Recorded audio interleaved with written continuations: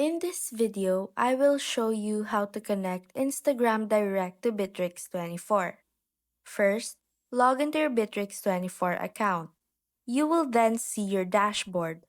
On the left part is your menu list, and on top is a row where you can access other options for your account.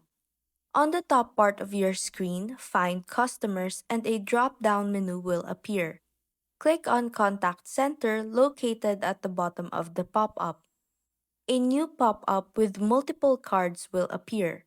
Find Instagram Direct. It is in the third column, fourth row, and click on it. Another pop-up will appear. Click on Connect and then log into your account.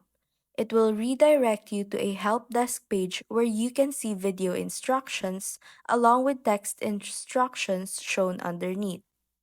And that's how to connect Instagram Direct to Bitrix24.